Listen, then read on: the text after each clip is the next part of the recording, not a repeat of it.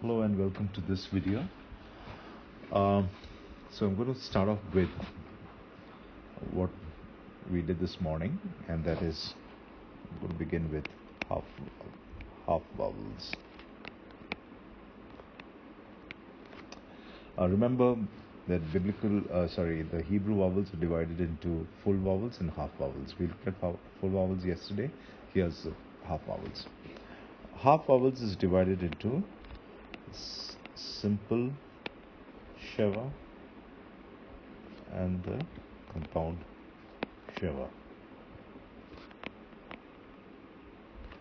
Simple sheva can either be vocal or it is silent. A compound sheva is always vocal. So what exactly is sheva? Sheva is nothing but a colon kind of a sign which is placed below. It is a very hurried A sound, as in when I'm talking about A sound, it's in hurried E.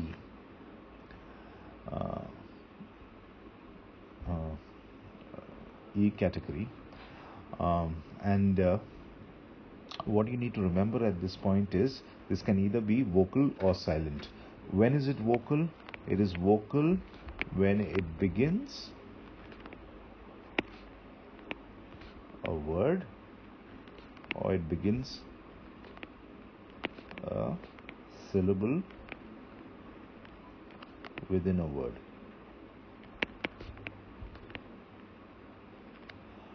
Okay. I haven't taught you how to break it into syllables, so do not worry too much about that right now. Now there's something called silent sheva also. We'll look at that later.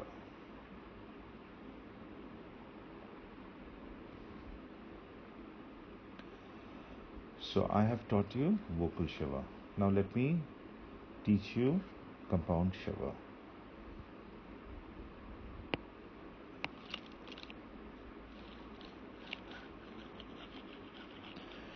Compound sheva is always compound shevas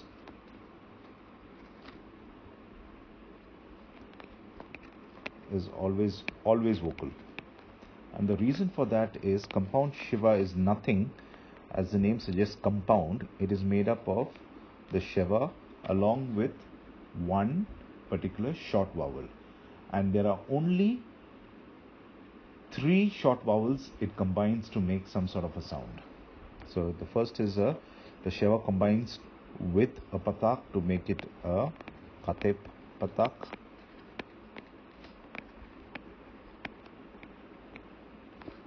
By the way, it's not hatep patak, it's khatep. It's a ch when you're pronouncing it. Then you have a simple sheva being combined with the segol, and so you call it a khatep segol.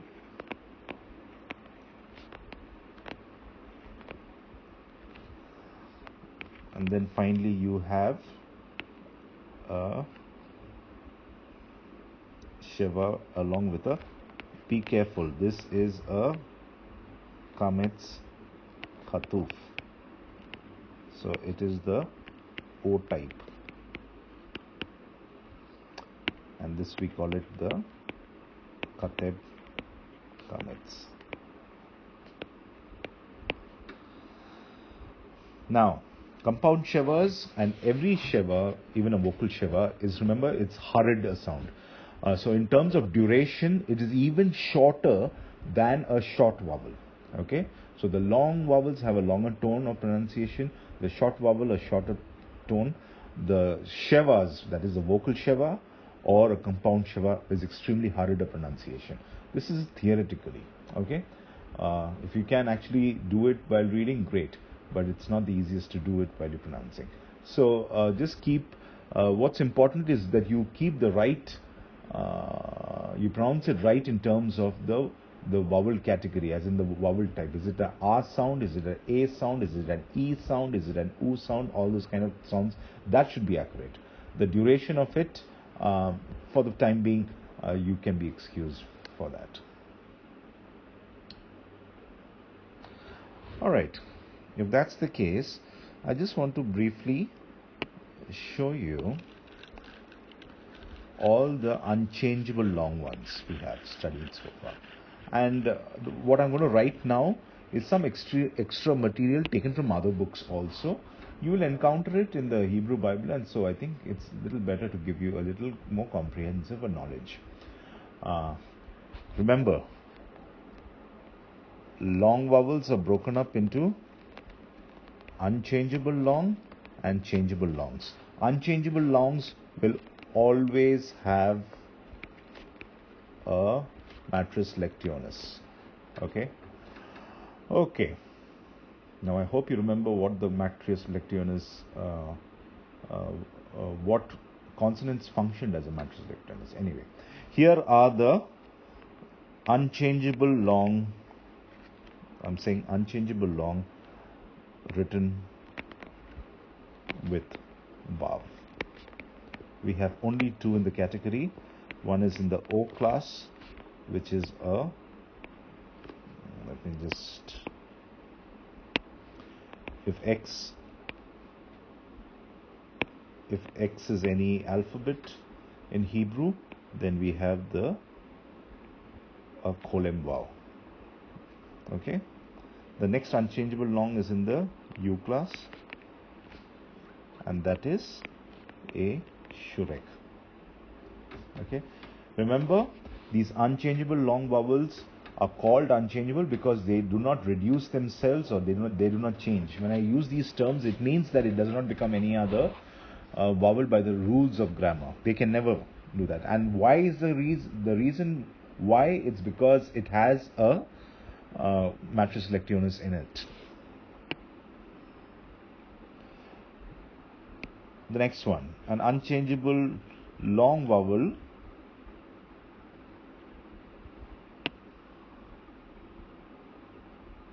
written with yod. And here we have in the E class, we have the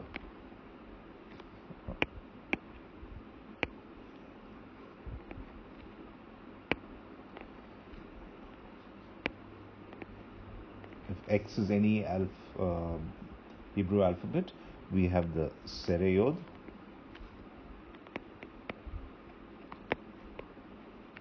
and we have the segoliod.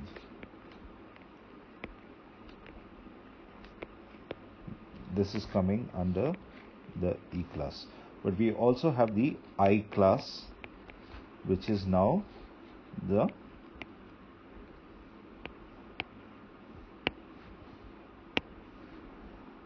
if X is any alphabet, it is the kerakyod.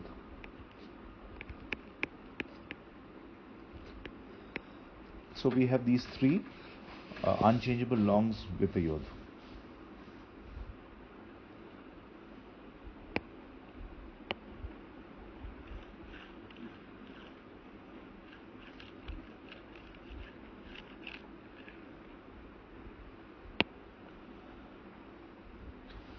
We have unchangeable longs written with the hey, and this is certainly not there in your textbook. They will appear. Vowel letters with hey are usually only at the end of a word. Vowel letters with hey are used only at the end of a word. Like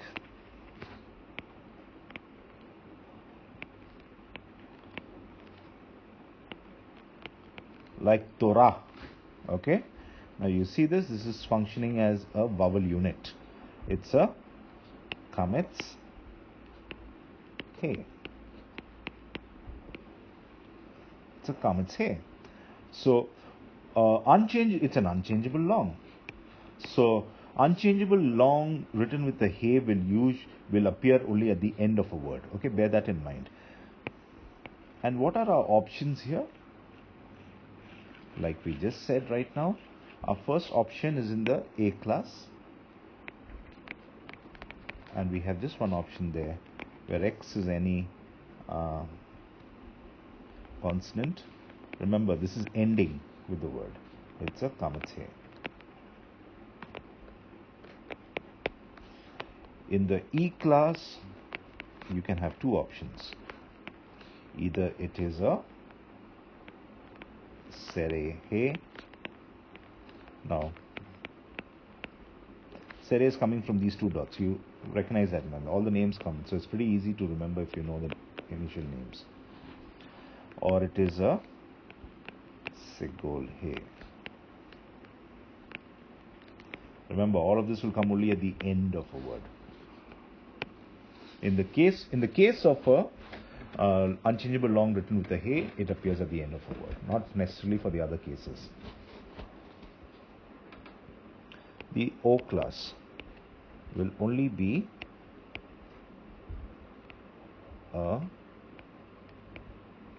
that's a kolem, and you have a he at the end, so it will be a kolem he vowel.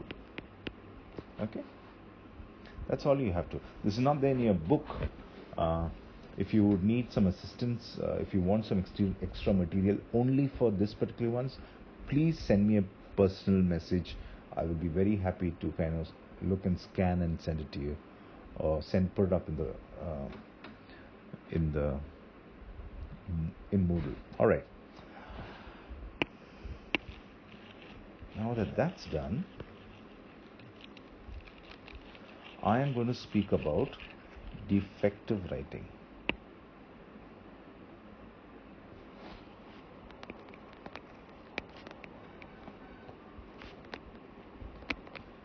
Defective writing happens when a word that commonly has a matrius lectionis in it. So the word it commonly has a matrius lectionis in it is suddenly found without it. Then the word where the matrius lectionis is missing, grammarians refer to it as defective writing or scriptio defectiva. It happens in only three conditions. There can be a defective writing from a kolem vowel to kolem. What that means is, sometimes you have a word like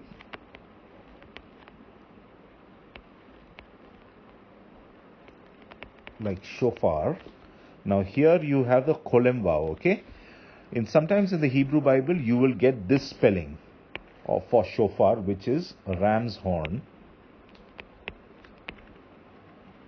And sometimes the matrius lectionis vav is missing, and therefore it appears only as a kolem.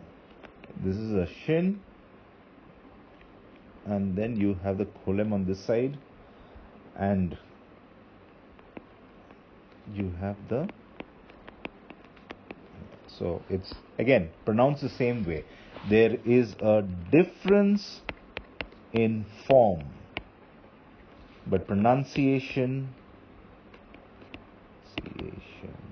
is the same. It will not affect you one way or the other as long as you know your vocabulary.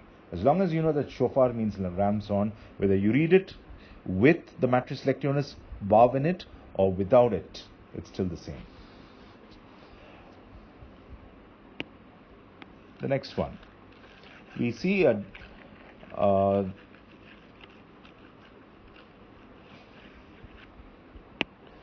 the second case, and this is an important one, is the movement from shurek to kibitz. Please remember this particular one, please, because this happens. Even the holem vav to holem happens very often. I mean, all three happen very often, but this one is you need to. Students tend to forget the shurek to the kibbutz. So you have a word like, this is a mem, this is a dalet, and then you have a shurek. So what's happening here? What's happening here is the shurek, this madua, which means why, It's an interrogative particle. It's sometimes appearing in the Hebrew as a ma, the, and instead of the shurek, the shurek becomes a kibbutz, and the rest of the spelling remains. So how are you pronouncing this particular word? You're pronouncing as madua. There's no change because it's in the same category of sound. So there's no change in the sound, there's a change in form. So please bear this in mind. The next one is a change from a kirek yod to a kirek. And this is the classic one, the David. In the Old Testament, very often in the older manuscripts, you will see this, David. Okay, so here you have da, I'm reading this one first, da, and then you have a vav, and then you have a kirek yod, which is functioning as a unit here, David. Now this kirek yod in the name of David will sometimes emerge as the yod gets lost and all that remains is a kirek. So you still pronounce it as a David. There's a change in the form, but it's still pronounced the same. You will not have a challenge whatsoever. In fact, it becomes second nature after a while. You look at the text and you say, this is just an alternate. It's a defective writing that's taking place here. So that brings me to the end of this particular video, and I shall see you all in the next video.